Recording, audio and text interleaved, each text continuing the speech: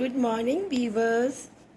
आज मैं आपके सामने आई हूँ कुछ किचन में खाना बनाते समय ध्यान रखने योग्य बातें जो शायद आपको कुछ पता भी हो कुछ ना भी पता हो।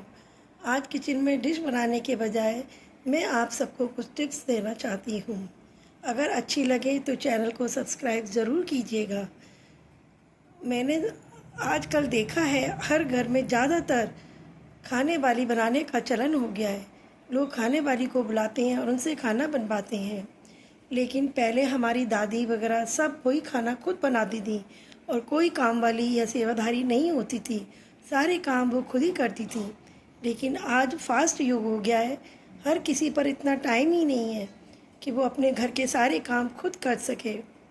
तो मेरी आप सबसे केवल ये विनती है कि आप और कोई भी काम सेवाधारियों से काम वालियों से कराएं, लेकिन एक काम खाना बनाने का ज़रूर अपने परिवार को हेल्दी रखने के लिए खुद करें। सबसे पहले मैं आपको बता दूं, खाना बनाना ही केवल एक बात नहीं है।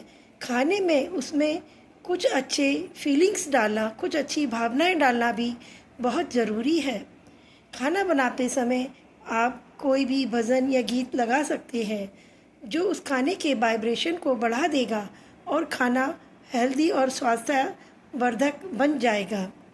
अगर आप ये देखें कि हम बाहर का खाना खा के अक्सर बीमार क्यों होते हैं, क्योंकि बाहर तरह तरह के ऑयल बार बार वो इस्तेमाल किए जाते हैं, साथ ही वाइब्रेशन नहीं होता उस खाने में जो हम घर के खाने में अपने बच्चों को दे सकते हैं। तो मेरी आप सबसे विनती है कि कोशिश यही करें कि घर का खाना खुद बनाएं और उसमें अच्छे अच्छे वाइब्रेशन डालें, जैसे कि राधा कृष्ण का भजन करते हुए, जैसे कि हनुमान चालीसा पढ़ते हुए।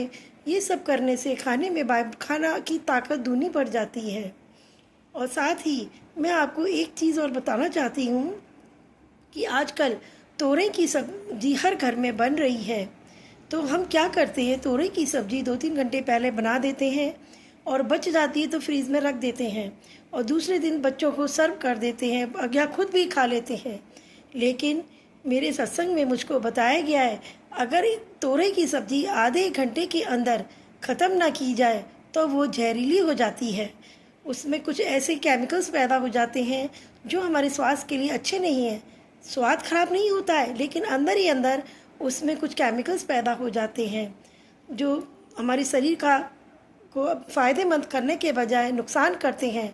तो कृपा करके खाने से 1 घंटा पहले ही तोरई की सब्ज़ी बनाएं और कोशिश यही करें कि उस तोरई की सब्ज़ी को उसी समय ख़त्म कर दें। इसी तरह से बहुत सी सब्ज़ियाँ ऐसी होती हैं कि वैसे तो ज़्यादातर यही कहा जाता है कि खाना 1-2 घंटे पहले ही बनाएं। ज़्यादा देर का बनाया हुआ खाना स्वाद में ख़राब हो जाता है और उसमें वो स्वाद नहीं रहता है। क्योंकि उसका वो बिगड़ जाता है, उसमें फर्मेंटेशन होने लगता है जिससे उस खाने का स्वाद बिगड़ जाता है।